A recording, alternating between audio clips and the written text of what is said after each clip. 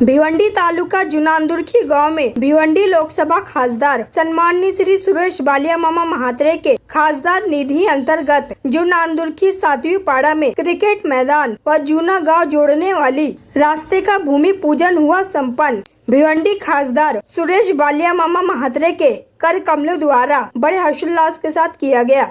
यह दोनों विकास कामों के लिए 10-10 लाख रुपए खासदार निधि से किया जाएगा। इस अवसर पर जुनानदुर्खी गांव के उद्योगपति रघुनाथ पाटिल, महात्मा गांधी तंटा मुक्त गांव समिति जुनानदुर्खी अध्यक्ष दशरथ केने गुरुजी, जुनानदुर्खी माजी सरपंच इंदिरा पाटिल, माजी उप सरपंच सुनीता पाटिल, जुनानदुर्खी ग्राम पंचायत सदस्य दत्ता शिकारी, शिवसेना शाखा प्रमुख जुनानदुर्खी संजय वाड़घड़े, भारतीय माजी सैनिक अजित जाधव, भारतीय माजी सैनिक श्रीकांत कारभारी, शिवसेना शाखा प्रमुख योगेन डावरे, उद्योगपति वीके पाटिल, पुलिस पाटिल विनोद रसाले, शिवसेना कांबे जिला परिषद गट संपर्क सचिव राजेंद्र पाटिल, माजी उप सरपंच सोमनाथ पाटिल, ग्राम सेवक संजय पाटिल, नितेश पाटिल सहित भारी संख्या में अनेकों मान्यवर तथा ग्रामस्थ मंडल जुनानदुर्खी उपस्थित थे।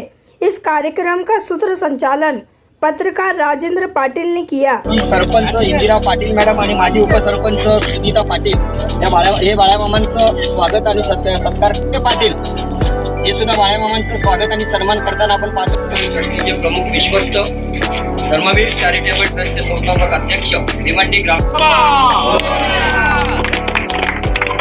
पण वाढवताना भिवंडीचे लोकप्रिय कार्यकर्ते या कांबे जिल्हा परिषद गटातील दयानंद म्हात्रे, भालचंद्र पाटील जे तसेच विनोद रसाळे गावचे यांच्या सोबत वाढवतोय आणि दत्ता ट्रिपल वाढवायचे सुभाषदादा भोईर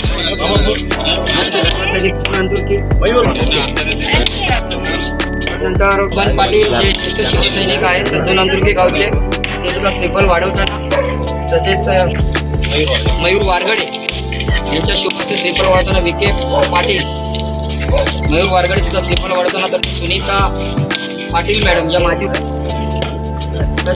जुनानदुर्खी गावातून गेल्या अनेक महिन्यापासून मागणी होती की जे आमचे तरुण मुलं आहेत त्यांच्यासाठी एक मैदान असावं आणि खास करून साधारणतः 15 एकर जागा आहे।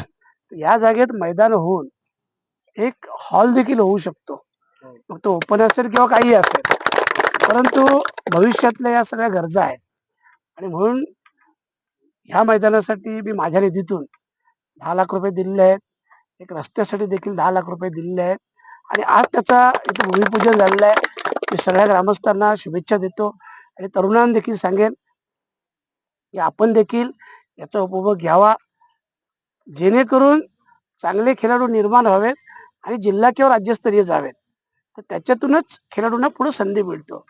आणि काही आमचे 40+ देखील आहेत, त्यांनी त्यांचं आरोग्य सांभाळण्यासाठी खेळावं, कारण साधारणतः 40 नंतर प्रत्येक माणसावर खूप जबाबदाऱ्या असतात, कुटुंबाची जबाबदारी असतो, घराची जबाबदारी असतो, मुलं मोठी झालेली असतात, त्यांचं देखील बघायचं असतं आणि म्हणून साधारणतः सकाळी 1-1.5 तास आरोग्यासाठी स्वास्थ्यासाठी केलं ते चांगलं आहे आणि म्हणून अशा प्रकारचा त्याचा चांगला वापर व्हावा लग्न सराईसाठी किंवा अनेक शुभ कार्यांसाठी, अशा प्रकारची मी सदिच्छा व्यक्त। जो भूमिपूजन आज ग्राउंडचा झालेला आहे, हा पूर्वी ग्राउंड नव्हता, तिथे अतिक्रम झालेला होता, काही लोकांनी तशी जागा अडवलेली होती। आमचा गावचा एक सरपंच उपसरपंच सोमनाथ पाटील यांनी असा एक धाडसी निर्णय घेतला की इथे आपल्या गावासाठी मुलांना खेळण्यासाठी ग्राउंड नाही, तर कुठलाही विचार न करता त्यांनी तिथले बोर्ड लावला आणून आणि ती अतिक्रम केलेली जागा लोकांनी अटकवलेली भात शेती करत होती, ती जागा त्यांनी 4 ते 5 वेळा बोर्ड लावले त्यांनी, लोखंडाचे बोर्ड स्वतःच्या पैशात।